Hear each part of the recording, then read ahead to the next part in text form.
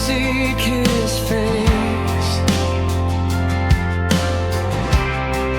and walk each day in truth and grace.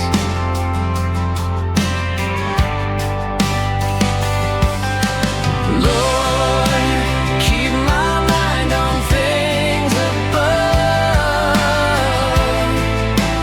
Fill my heart with prayer. Neem die Bybel en blaai saam met my na 1 Petrus hoofstuk 4. Ek wil so in die teenwoordigheid van die Here bly. En ek glo dat dit waaroor ons nou gepraat het, dit wat die Here aan ons gedeel het in gebed, oor ons gedagtes gaan ook invloei in die woord in vanmôre. So ek wil nie te veel tyd mors nie, ek wil sommer dadelik begin. 1 Petrus hoofstuk 4 van vers 7. 1 Petrus hoofstuk 4 praat so duidelik met jou en met my as kind van God. Terwyl ons nou in aanbidding was, het ek so ervaar dat daar 'n aanval is. Die vyand kom so met vla. As jy by die see staan op die strand, dan sien jy hoe die branders kom. Hulle kom so een vir een. Nou as kind kan ek onthou, het ons die branders getel. So elke 7de brander het ons uitgewerk as 'n groter brander as die ander een. Dan wag ons vir daai 7de een om te body surf en uit te swem. Want so elke 7de een is groter. Dan weet ons, nou moet jy regmaak. Maar die vyand ervaar ek ook kom so met vla. Dan is dit met aanslag op jou finansies. En as dit verby is dit 'n aanslag op jou huwelik. As dit verby is dit rebellerende kinders. En as dit verby is dit so 'n aanslag. Dan gaan dit goed vir 'n tyd, dan is dit weer 'n ander aanslag. Dan gaan dit goed, dan is dit weer 'n ander aanslag. En vanmôre het ek net ervaar, daar is so 'n aanslag op die gedagtes. Daar is so 'n aanslag, ons gee voor, dit gaan goed en ons is happy en ons gaan aan, maar mense struggle met die gedagtes. Met die innerlike gedagtes, kan ek dit so stel. Nie noodwendig met negatiewe en slegte gedagtes nie, maar in die gedagteswêreld, jy word aangeval. En dis belangrik dat ek en jy daai gedagtes gevange neem. Die woord van die Here sê, en onderwerp aan God se woord. Dit gevange neem en dit submit aan God se woord en wat die woord van die Here sê. En wat ek net in my gees ervaar terwyl ons in aanbidding is jy's nie 'n slaaf van jou verlede of van jou gedagtes nie, maar jy's meer as 'n oorwinnaar in Jesus naam. Amen. Sê saam met my, ek's meer as 'n oorwinnaar. My denke en my gedagtes is nie in beheer van my lewe nie, ek is in beheer. Met ander woorde, ek's nie 'n vleesmens nie, ek is 'n geesmens. Mens sien, as ek deur my vlees gedrewe word en my emosie en my gevoel, gaan my gedagtes my beheer. Kan ek dit weer sê? As ek 'n emosionele, vleesgedrewe mens is, gaan my gedagtes my beheer. Maar as ek deur die gees van die Here gelei word en ek is gees vervuld, dan kies ek dat my gevoel, my emosie en dit wat ek ervaar, my nie beheer nie. Dis geloof. Ek sien dit nie, maar ek kies om my hoop in die Here te plaas en te weet dat hy sal deurkom. Irrelevant wat my gedagtes op daai oomblik sê of voel. En daarom moet ek my gedagtes gevange neem. Want die gedagtes kan so 'n groot blessing of so 'n groot probleem wees. En jy sien, die wêreld om ons kry dit so maklik reg om die gedagtes te prik in die verkeerde, negatiewe rigting. So maklik kan ek my gedagtes laat vaar in vrees, in twyfel, in negativiteit en laat my omstandighede my gedagtes beïnvloed. En ek moet kies wat ek gaan toelaat in my gedagtes. Jare terug het die Here vir my 'n prentjie gegee van 'n boks op jou kop, op jou skouers. Met die woorde, die kop is soos 'n doubting box. wat jy op jou kop dra. Want alles wat in en uitkom wil jy doubt. Dis 'n twyfelingsboks. Alles word bevraagteken, alles word bewonder, alles wil jy weet, gaan dit nie, kan dit nie. Dis 'n doubting box, maar die woord van die Here sê ook doubt, twyfel, kanselleer die wonderwerkende krag van die Here. So as ek God vertrou vir 'n deurbraak, maar ek twyfel, dan kanselleer dit God se werk.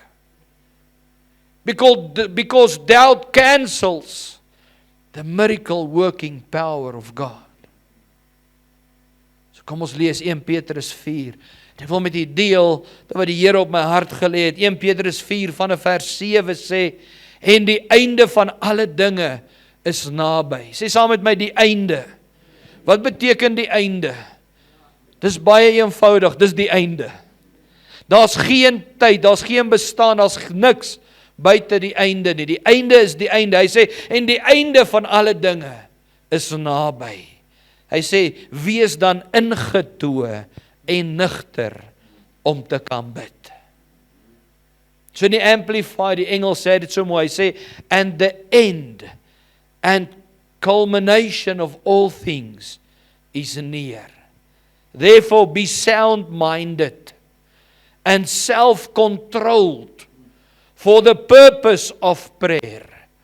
Sê gou saam met my, sound-minded. Dan sê hy self-controlled. Jy sien, hy sê dit so 'n bietjie anders as die Afrikaans. Hy sê for the purpose of prayer.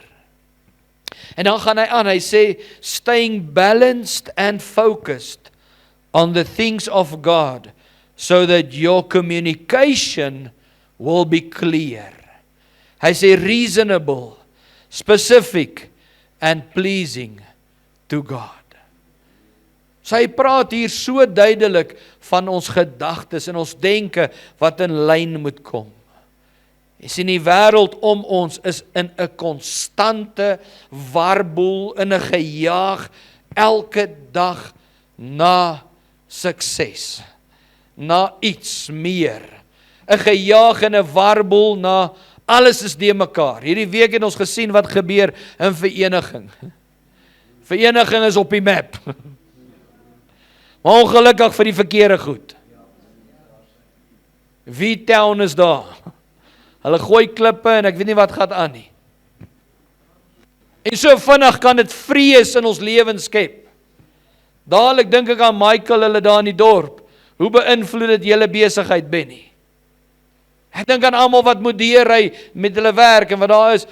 En dadelik wonder 'n mens, wat gaan ons doen? Hoe gaan ons saam staan? Wat gaan ons maak? Maar jy sien, onmiddellik moet jy daai gedagte gevange neem en sê, groter is hy wat in my is en wat vir my is, as hy wat in die wêreld is.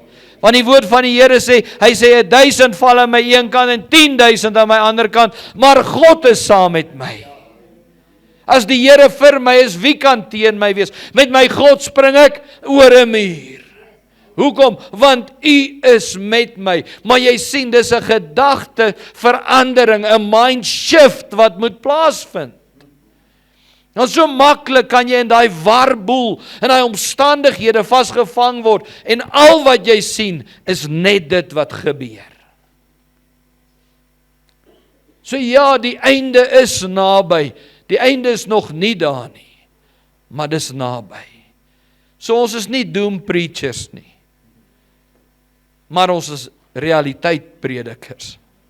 Ons besef wat aangaan. En ja, ons weet nie wanneer die einde daar is nie, maar ons weet alle tekens wys daarop. Wie van u kan saam met my stem en sê, jy besef ook, die tyd is naby. Jy sien, party van ons se tyd is nader as ander. En het niks te doen met ouderdom nie.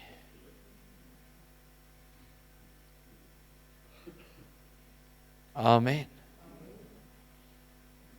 Ek glo die woord van die Here roep ons vandag so 'n bietjie tot 'n stilstand. Om vir 'n oomblik te pause en te besef dat die Here nie wil hê dat ek en jy deel moet vorm van daardie gejaagde warboel, die mekaar wêreld wat nie weet waarheen hulle op pad is nie. Want baie keer is ons so gejaag van punt A na punt B, net om te probeer survive en te oorleef, dat ons ophou om te leef. Ons probeer so oorleef, dat ons nie lewe nie.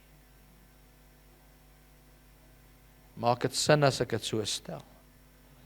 Ons raak baie keer so paniekerig in omstandighede, dat ons hoop verloor, en elke straaltjie van hoop aangryp met die hoop, iets kom deur. En dan verwar ons dit en ons dink, dis die Here wat praat. Want ons gedagtes is die mekaar. Vergewe die analogie wat ek nou wil gebruik, maar ons is baie keer soos tienermeisies, wat elke tweede ou wil hulle boyfriend maak. Elke tweede ou wat verbykom is hulle trouman. Kom nou. Meisies in die wêreld, jy sien dit baie keer. Elke tweede ou wat verbykom is hulle trouman en hulle raak so verlief. Hulle gaan met die een trou, hulle beplan al die hele troue en alles. As pa en ma met hulle praat, dan is hulle so blind, hulle sien niks nie. Dis net hierdie ouetjie wat haar knieë so lam maak. Hy doen niks verkeerd in hulle oë nie. Tot hulle trou, dan is hy troue die brille, dan is alles verkeerd. Partykeer is ons so blind vir ons omstandighede.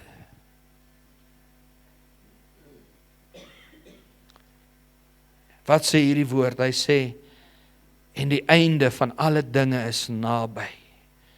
Ja, maar dit sê nie ons moet ophou lewe nie. Dan gaan hy aan, hy sê 2 dinge. Wees dan ingetoe en nugter om te kan bid. Die Here roep jou en my om 'n lewe te lewe wat bo die geraas van hierdie wêreld is. Wat bo die geraas van almal se stemme is, wat uitroep. Daar's so baie kritiek en negativiteit wat uitroep. Die Here roep ons om bo dit te lewe. Kom nou, sien iemand in hierdie plek. Dis maklik om deel van die crowd te wees. Dis maklik om ingesluk te word in die omstandighede van negativiteit en kritiek. Maar gaan jy kies om anders te wees? Kom nou. Dis maklik om saam te praat, dis maklik om stil te bly. Dis maklik om te sê alles is de mekaar in hierdie wêreld en waarheen is ons op pad en wat gaan word van ons en ons kinders? Jy moet regtig blind wees om dit nie te sien nie. Met respek gesê. Maar wat is geloof? Dis nie dit nie, dit is om my vaste vertroue in die Here te plaas en te weet, hy is vir my. As ons kyk na die Here, hoe hy elke keer deurgekom het, ek dink aan Gideon, 300 man gebruik die Here om duisende te verslaan. Ek kyk na Eleazar, in die vallei staan hy as man alleen, en verslaan hy duisende, man alleen. Die Here sê, hy het so gestaan in daai vallei, hy het so beklei met daai swaard in sy hand, gaan lees die woord van die Here, dat toe hy daai Filistyne, ek dink dit was die Filistyne, of die Amalekiete of die Muskiete, ek weet nie, maar toe hy hulle verslaan het, toe die oorlog verby is, toe kon sy hand nie daai swaard los nie. Die impak, ek dink, die bloed en die guts en dit wat daar gebeur het, dit waarmee hy daai swaard vasgehou het, kon hy nie die swaard los nie, Pieter. Want hy het so gestaan in die krag van die Here, die woord sê, hy man alleen, het duisende verslaan. Een man. 'n ander geleentheid, Dawid en een van sy helde, staan hulle verslaan duisende. Samgar, 'n ander voorbeeld, daar is soveel name wat ek en jy nie eens ken nie, wie die Here gebruik het, helde van die Here, wat gestaan het te midde van hulle omstandighede, en die Here ruk hulle uit. Hoekom? Want hulle het gekies om anders te dink. Maar ek wil ook vir jou sê, hulle het alleen gestaan.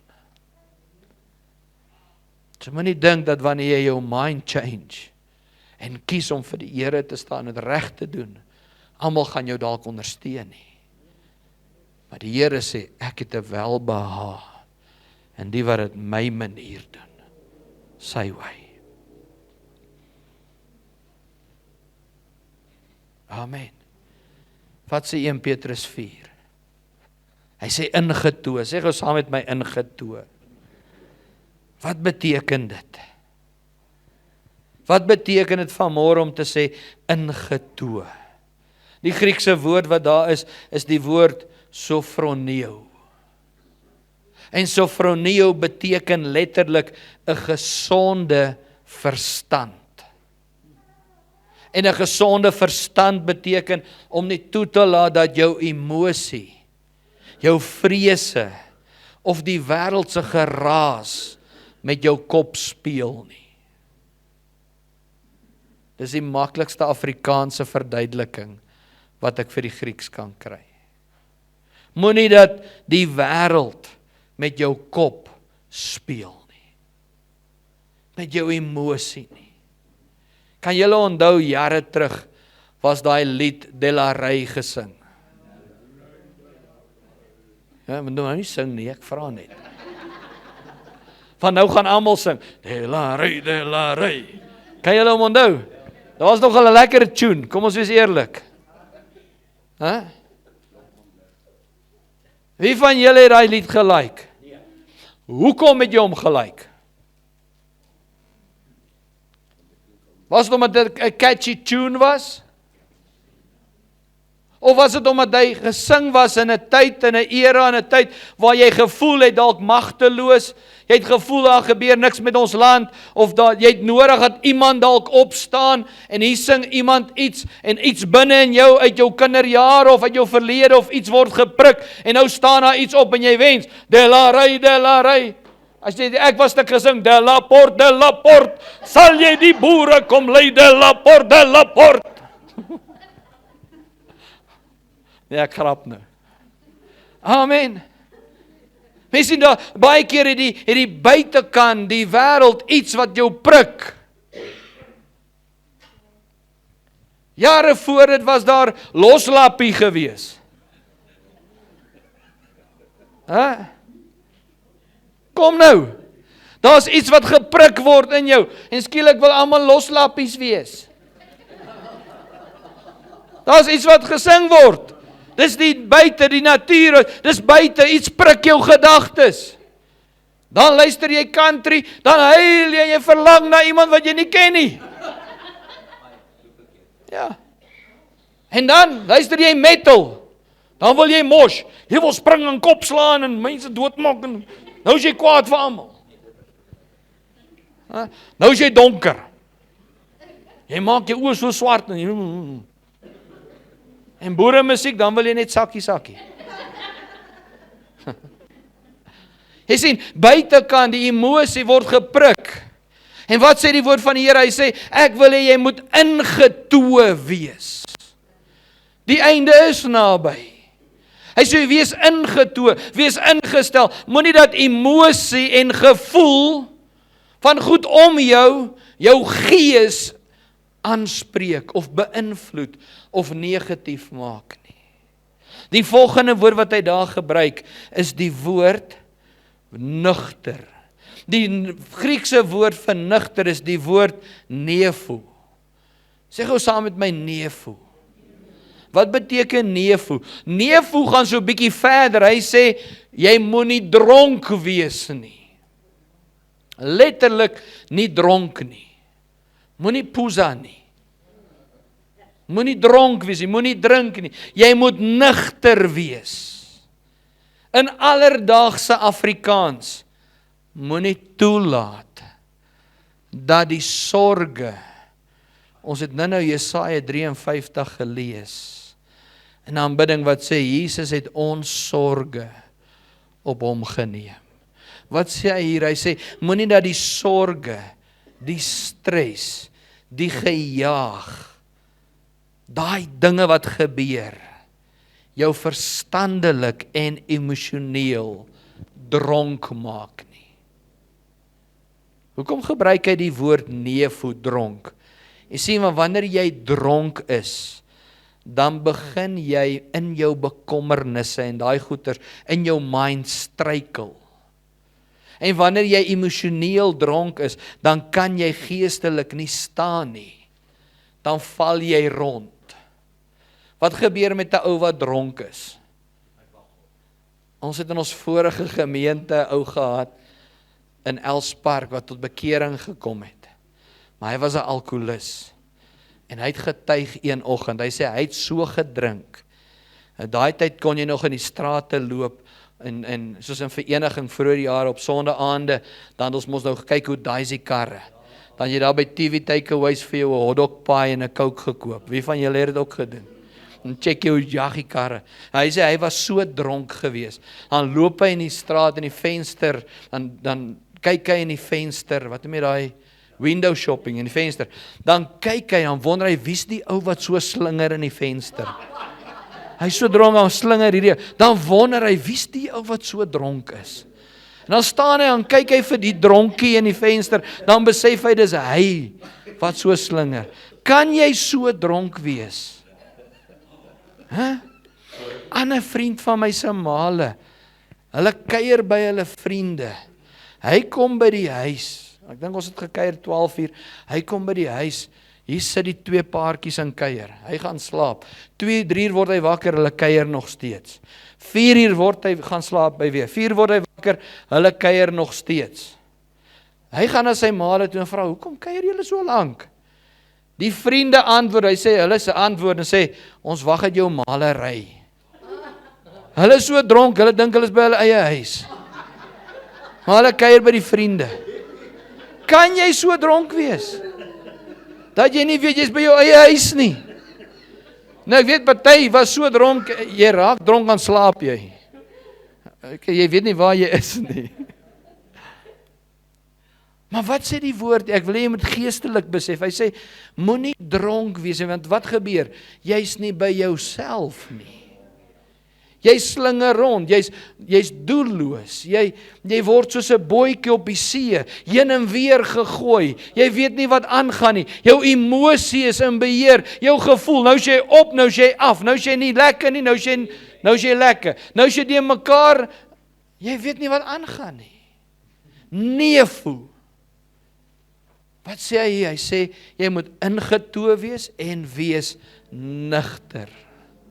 Baie, baie, baie belangrik, om wat te kan doen. Wat is die groot doel? Om te kan bid. Hoekom sê hy hier? Hy sê, die einde is naby, dan noem hy 2 goed, dan sluit hy af met, om te kan bid.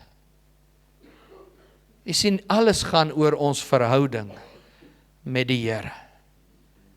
Jy sien, maar wanneer jou gedagtes nie ingetoe is nie, en jy voel nie nugter nie, jou emosie is aangeval, jy voel half duiselig en dronk as gevolg van jou omstandighede, en jy dink nie soos wat jy moet dink nie, as gevolg van, en jy nie vrymoedigheid om met Abba Vader te gesels nie. Ek praat nie van jou kosbid en jou nagsê bid nie. Ek praat van om met ons hemelse Vader te gesels nie. Ek onthou as ek stout was op huis en ek het iets verkeerd gedoen, was dit vir my moeilik om my pa in die oë te kyk. Al het hy nie geweet ek was stout nie. So as jy iets verkeerd gedoen het en hy het nog nie uitgevind nie, dan traai jy jou ouers mos dodge. Kom nou, jy dink mos hulle weet alles. So jy probeer hulle vermy. En dan vind hulle uit en dan kry jy jou pak sla en hulle het die speech met jou en daai hele ding en jy voel nou hartseer en alles, maar nog steeds as 'n rukkie wat jy half skaam voel jy. Wil nie teruggaan nie. Wat doen die vyand as jy nie ingetoe is nie, jy is nie nugter nie. Hy vat jou vrymoedigheid weg. Kom ons wees eerlik met mekaar vanmôre. Jy sê wanneer jy de mekaar voel, wanneer die kop dronk is geestelik, kan jy nie met die Vader praat nie. Wanneer jou omstandighede jou druk en jou de mekaar maak, is dit moeilik om te bid. Ons kan bid, Here help, Here vergewe, Here wees my genadig, Here voorsien. Dis nie die gebed waarvan ek praat nie. Ek praat van, kan jy jou hart met Vader oopmaak? Want daai is bid, maar ek wil amper sê, dis entry level gebed. Dit dra ook krag, want ons bedoel met ons harte. Maar daai is gebed wat ons ken, dis gediggebed. Dis kosgebed. Dit dra krag, maar dis ruimpies. Ek praat van, ken hy jou hart? Kan jy jou hart oopmaak? Wanneer laas het jy jou hart teenoor die Vader oopgemaak? Rarig oopgemaak. En toegelaat dat hy kom. Party van ons weet nie hoe om dit te doen nie. Het nie vrymoedigheid om dit te doen nie. Sy sê, ek kan nie, ek weet nie hoe nie.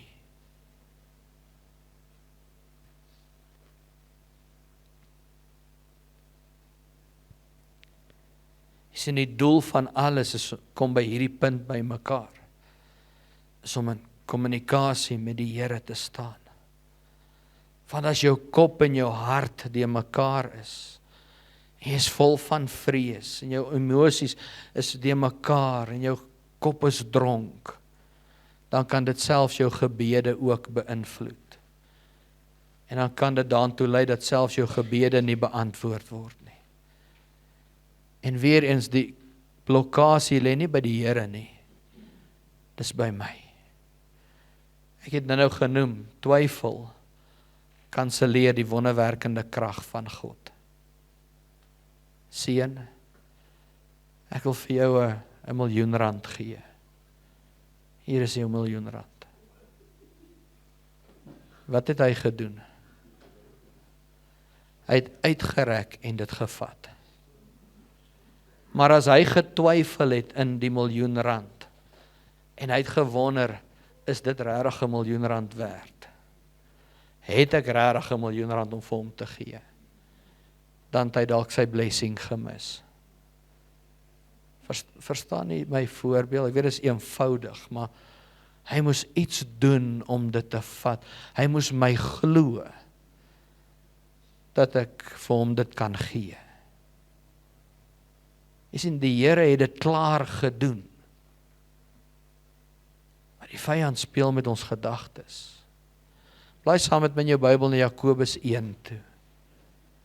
Jakobus 1 vers 5. As iemand van julle wysheid kort kom, laat hom dit van God bid, wat aan almal eenvoudig gee, sonder om te verwyd, en dit sal aan hom gegee word. En ons sê, Amen. As ons wysheid kort kom, moet ons van die Here bid. Stem julle saam? Maar kyk net wat sê die volgende vers. Want ons stop daar. Net die volgende vers sê, maar hy moet wat doen? In die geloof bid. Sonder om te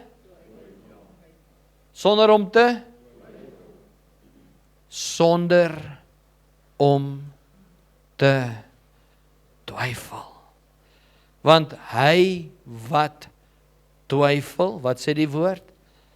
Dis soos 'n golf van die see, wat deur die wind gedrewe en voortgesleep word. Want die mens, met wie praat hy? Die een wat gevra het, die een wat wysheid kort gekom het, maar die een wat ook getwyfel het. Moenie dink dat hy iets van wie sal ontvang nie? Die Here nie. So 'n dubbelhartige mens. So die Here noem iemand wat bid, maar wat twyfel, 'n dubbelhartige mens. Nie Eben nie, die woord. So 'n dubbelhartige man, onbestendig in al sy weë. Dis hoe dit gesien word, as jy twyfel. So wat moet ek doen? Ek moet die ding in plek kry. Beteken dit dis net een besluit? Beteken dit gebeur maar net? Vanmôre sê Eben, ek moet nie meer twyfel nie, boem, nou is dit verby. Ek wens dit was so maklik. Ek wens ek kon net 'n pilletjie drink, en alles is verby. Ek wens ek kon sê 'n switch skakelaar, klink, nou is alles reg. Maar daai goeters, as dit so sou wees, gaan ook net so weggevat kan word. Klink. Jy sien, wanneer jy deur 'n proses groei en die Here iets binne in jou bou, gaan dit nie net so weggevat kan word nie. Hoekom? Want dit is lewend, dit is standvastig en dit is deel van jou. So hy vorm jou. Soos die pottebakker die klei vorm. So vorm, hy molds you. Dis nie 'n quick fix nie. So party van ons is klein potjies, party van ons is bietjie groter, party van ons is erdekruike. Yes. En 'n erdekruik kan meer vat. So ek sê, Here, ek wil 'n wynvaat wees. Ek wil vat, Papa. Jy moet my kan volmaak. En dan wil ek oorloop. Maar jy sien, as ek wil 'n vaat wees, gaan dit werk vat. Dit gaan tyd vat. Daar gaan geskaaf word. Jy gaan deur storms moet gaan. Nie net die wyn verander in daai vaat nie, selfs daai vaat verander, verouder, moet uitsit, moet groei. Daar gebeur goeters. Hoekom? Want dis 'n proses. So there's no quick fixes. Maar op die einde van alles, werk alles ten goeie mee. Die wat volhard tot die einde, wat sê Matteus? Matteus 24, hulle sal gered word. Laai net 2-3 hoofstukke aan na Jakobus 4 toe. Selfe boek, Jakobus 4 vanaf vers 1. Hy sê daar, waarvandaan kom oorlog en gevegtery onder julle? Hy vra 'n vraag. Hy sê in my vertaling, hoekom maak julle oorlog en hoekom veg julle? Kom ons maak dit gou so 'n bietjie meer persoonlik. Pieter en Tannie Betty, hoekom het julle gevegte tussen julle? Okay. Tannie Ali, hoekom het Tannie en die oom partykeer so 'n bietjie yster en yster geslyp? Hy het nie geluister nie. Ek stem saam. Daarom het Tannie hom so 'n bietjie bemoeder, nê? Jy sien, hoekom beklei ons in die huwelik? Hoekom fight ons by die werk? Hoekom is daar oorlog in die wêreld? Hoekom is kinders opstandig teenoor ouers? Hoekom word kleintjies, as jy vir hulle sê, moenie jou vinger in die plek druk nie, dan doen hulle dit juis. Het julle daai natuur van moenie, dan wil hulle juis. Kom ons kyk gou-gou hier, wat sê hy hier? Waarvandaan kom oorlog en gevegtery onder julle? Kom hulle nie hiervandaan, van julle welliste in julle lede, of ja, van julle welliste wat in julle lede stryd voer nie. Hy sê, julle begeer en julle het nie. Julle pleeg moord en is naaiwerig, en julle kan niks verkry nie. Julle veg en maak oorlog en julle het nie, omdat julle nie bid nie. Daar is harde woorde, want hy praat van welliste, maar wat beteken welliste?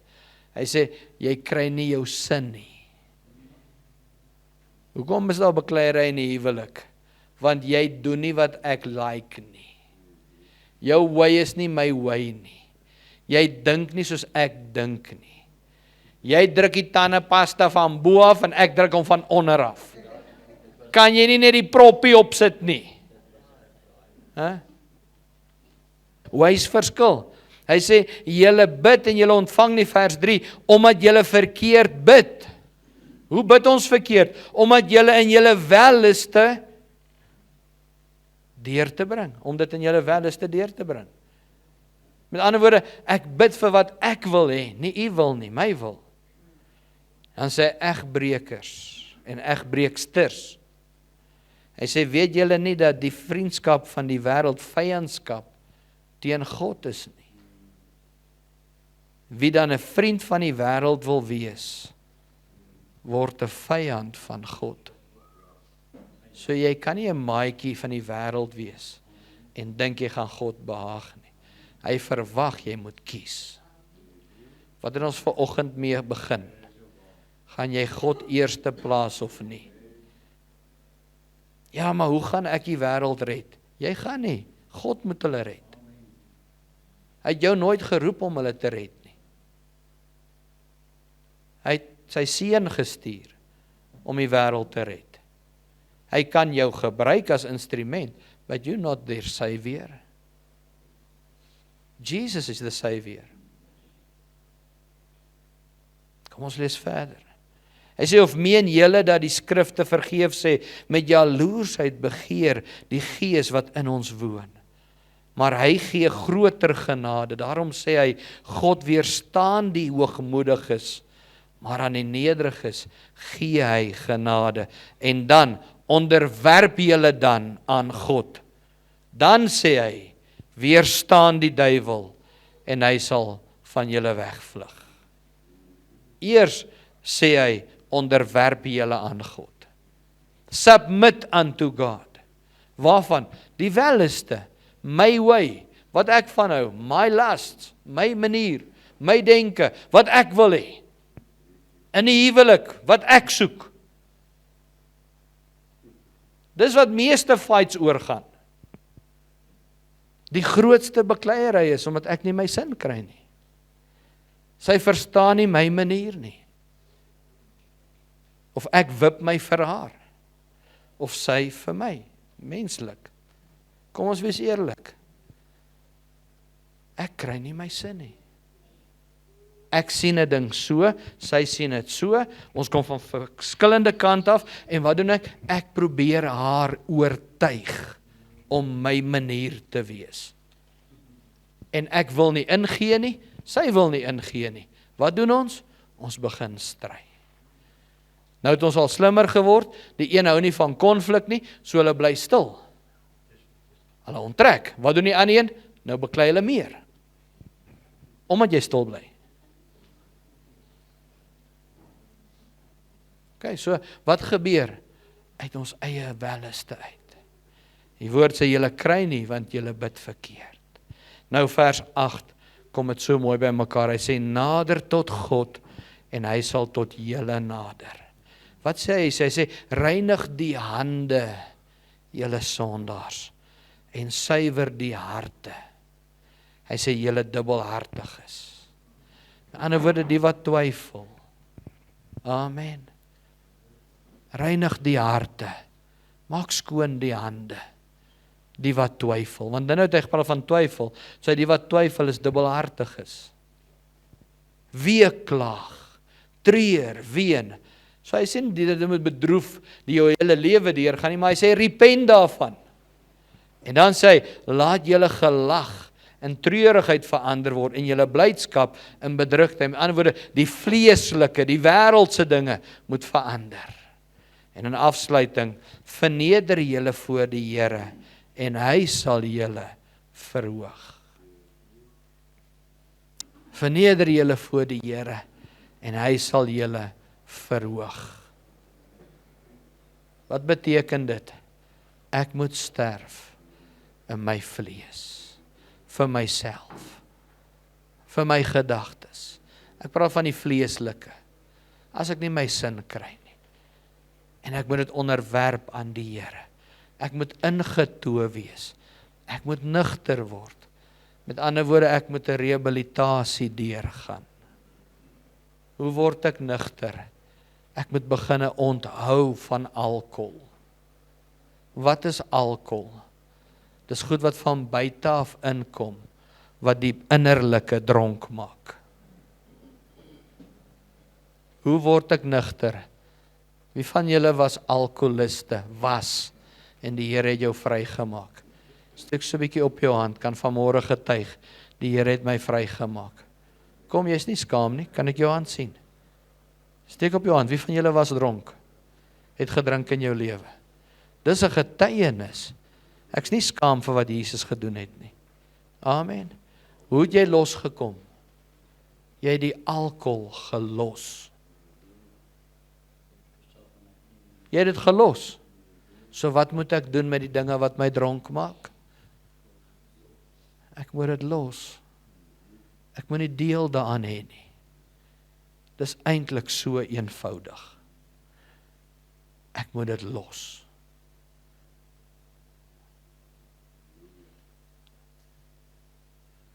Met enige verslawing werk dit presies dieselfde. Ons praat altyd van rook en drank, want dis wat ons kan sien en ruik. Maar al die ander goeters werk presies dieselfde. So as jy verslaaf is aan negatiewe gedagtes, as jy verslaaf is aan kos, as jy verslaaf is, en ek sê dit met respek, aan pornografie, as jy verslaaf is aan wat ook al die uitdaging is, jy moet dit los. Raak ontslae van die goed wat dit in jou lewe inbring. So as jou foon die avenue is, die weg is, wat pornografie in jou lewe inbring, dan moet jy daai avenue blok. In die ou tyd het ons Hustlers en Loslywe boeke gekoop. Kom nie so heilig wees nie. Die kinders gaan nie, jong mense gaan nie weet nie. Hulle weet nie wat dit nie, maar julle ouers weet wat dit is. Kom, baie van julle weet hoe dit is om 'n sterretjie af te krap. Die jonger generasie gaan nie weet wat dit beteken nie. Ek sê dit met respek. Hulle weet nie. Hulle weet nie wat ons weet nie. Maar Jesus het jou verlos en jou vrygemaak. Wat jy gedoen? Jy het daai boek gaan verbrand. In die naam van die Here en hy het die vloek gebreek. Hoor jy wat ek probeer met jou praat dat jy verstaan vanmôre. Jy moes iets los. Jy het daai boeke, jy het daai plate, daai lang LP's gaan brand. Jy het daai DVD's gaan weggooi, gebreek en gebrand.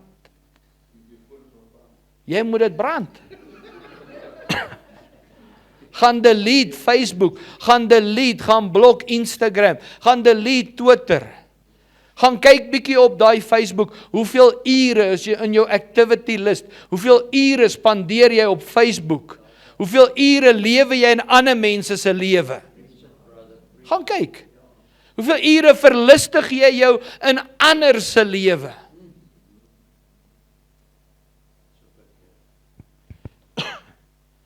Ja, maar pastoor, ek lees Bybelversies. Gaan so 'n bietjie terug na die harde koppie toe.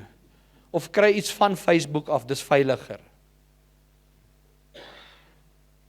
As jy dit kan beheer, het ek nie 'n probleem daarmee nie. It can be a good tool if you are in control of it. But when it controls you. Ons het nou gesê van om ons tyd te spandeer.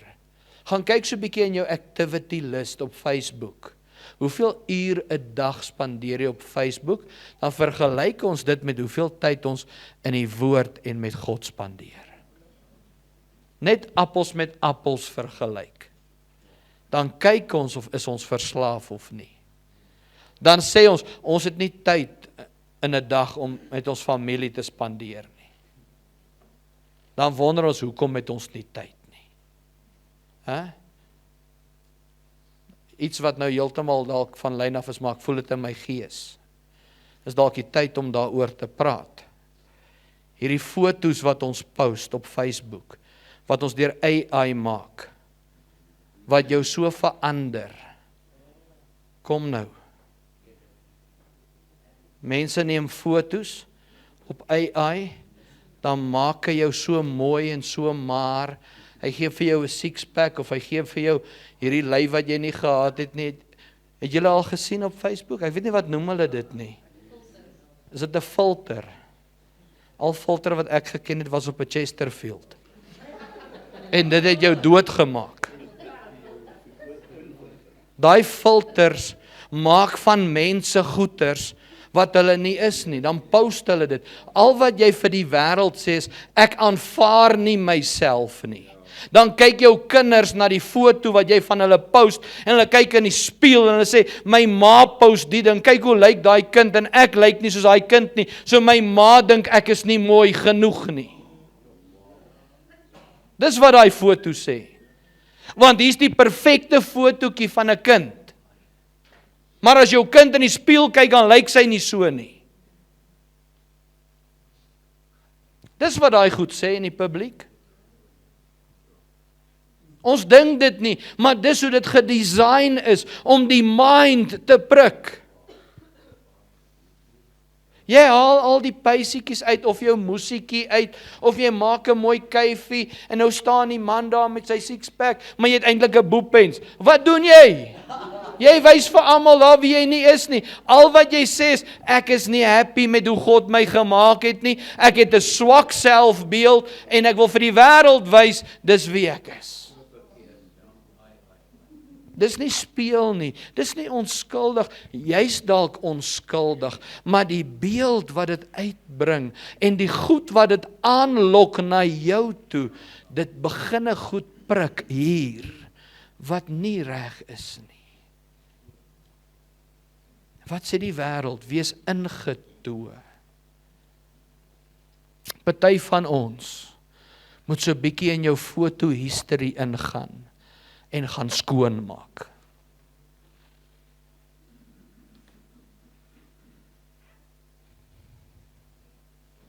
Want wie jy nou is waaragtig nie wie jy was nie.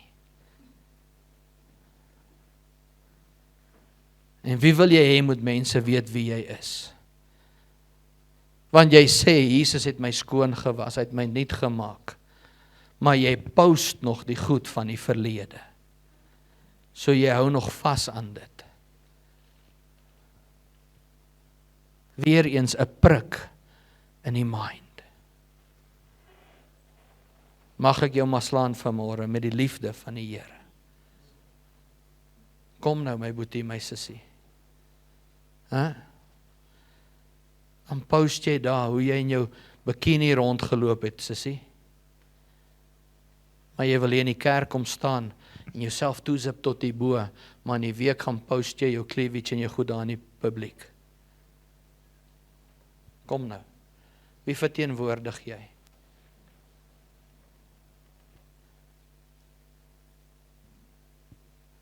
Kom my boeta. Staan jy daar so saam met die manne om die vuur met 'n dop. Daar by die jukskei. Ek het nog Steve het nou gepraat, kap jy 'n kelkie. En in die kerk wil jy kom preek vir ander.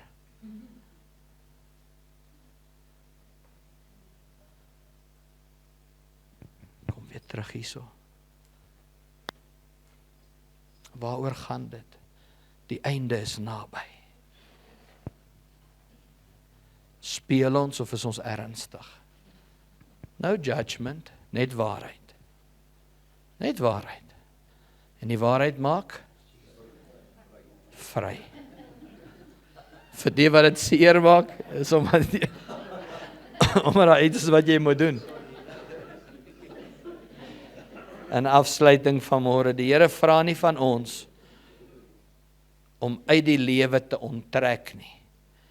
Maar hy vra van ons om kop te hou. Om by mekaar jou gedagtes te hou. Om ingetoe te wees.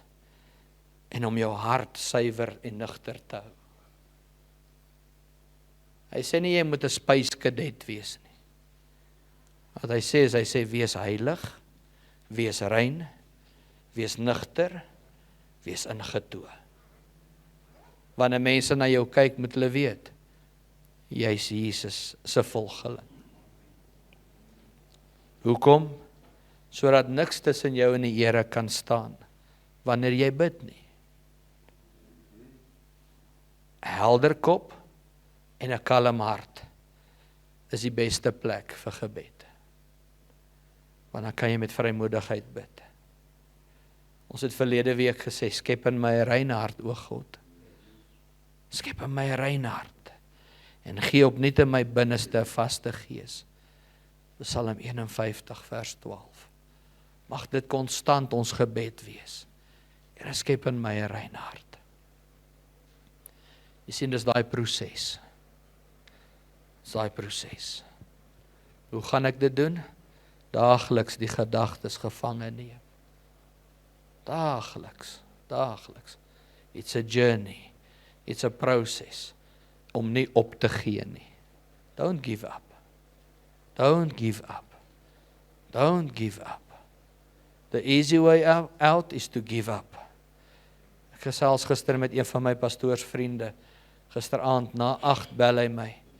Sy boetie se dogter het selfmoord gepleeg. Die 8ste een in hulle familie. Selfmoord gepleeg. Hulle kan nie meer lewe nie, kan nie aangaan nie. Depressie het net te veel geraak. Opgegee. Kan nie meer aangaan nie. Dis nie die oplossing nie. Dis nie die antwoord nie. Dit gaan nie die probleme uitlos nie. Al wat dit doen is dit skuif jou in 'n ander probleem in vir ewig. Want dit wat jy dink nou die oplossing is, al wat dit doen is dit vererger jou probleem en daar gaan geen einde wees nie. Jou probleem waar jy nou is, het 'n einde. Wanneer die tydelike met die ewige verruil, of as God die situasie verander, dit het 'n einde. Maar as jy selfmoord pleeg, het dit nie 'n einde nie.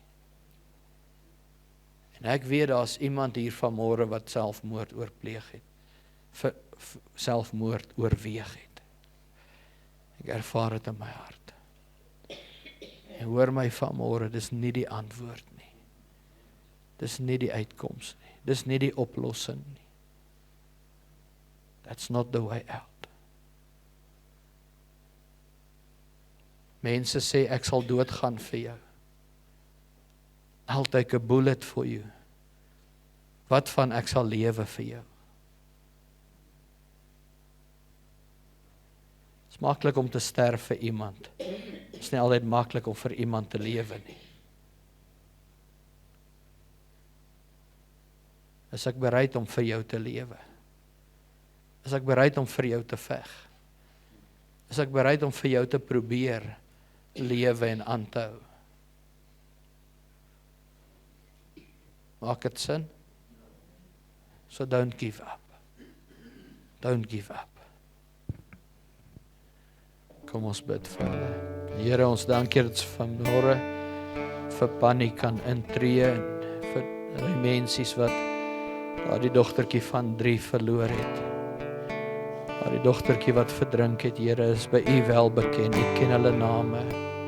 En U weet wat hulle deurgaan. En U Heilige Gees, U is die trooster. Ons vra dat U op hierdie oomblik vir hulle sal stil staan. Hulle sal ontmoet en hulle sal deurdra. Dis oomblik soos hierdie wat ons nie antwoorde het nie, maar U weet, U antwoord. U is die antwoord. En wat aan die Benita vir hulle instaan in die gap, vra ek dat U hulle sal ontmoet. Hulle sal troos en sal bekragtig. En dat deur hierdie situasie en deur hierdie groot verlies, dat hulle tog by U sal uitkom en dat U hulle sal net aanraak. Ons vra dit in die magtige naam van Jesus. Dankie, Here. Dankie, Jesus. Dankie, Heilige Gees. Dankie, Here. Amen.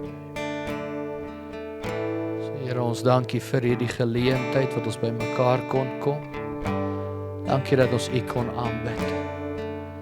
Dankie dat ons vanmôre net weer kon besef dat dit so belangrik is dat ons U moet eerste plaas. Here, mag ek eerder sê dat ons U wil eerste plaas. Dis 'n keuse wat ons wil maak in elke area van ons lewe. Heilige Gees, help ons, gee vir ons wysheid en insig. Daai vaste geloof om nie te twyfel en om nie dubbelhartig te wees nie. Om in ons elke area U so te vertrou dat ons U kan eerste plaas. Lei ons in die volle waarheid, Heilige Gees. Dat ons dit kan doen met ons God en ons Here. Ons het U nodig. Ons vra dit in Jesus naam. Ek spreek die seën van die Here, Here, oor hierdie gemeente uit, van die oudste tot die jongste, vir ons kinders en kleinkinders. In die naam van Jesus bid ons die seën van die Here oor hulle uit. goedheid en guns sal ons volg al die dae van ons lewe en ons sal die huis van die Here bly tot 'n lengte van daai. U is welkom in ons lewe, Heilige Gees. U is welkom. Ons het U lief. Al die lof, al die eer, al die aanbidding kom U toe. En vandag bely ons totale afhanklikheid van U. Dankie vir dit wat U al reeds doen. Ons sien dit raak en ons eer U, ons dank U. Ons sien uit met verwagting vir dit wat U nog gaan doen. Dankie dat U al reeds in ons môre is en dat U wil geskied vir elkeen. Dankie dat U die naprediker is vir vandag se byeenkoms. Dat U bevestig, dat U bekragtig, dat U in staat stel in Jesus naam. Al die lof, al die eer en al die aanbidding tot in ewigheid. Amen. Amen.